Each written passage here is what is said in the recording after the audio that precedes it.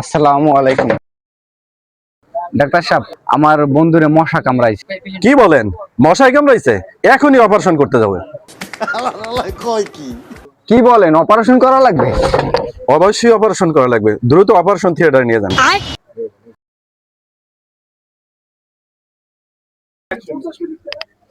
Compounder, হাতুড়িটা দাও তো একটু।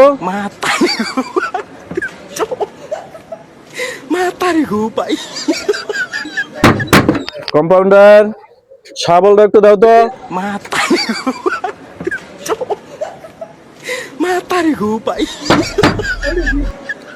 আলহামদুলিল্লাহ, অপারেশন সাকসেসফুল।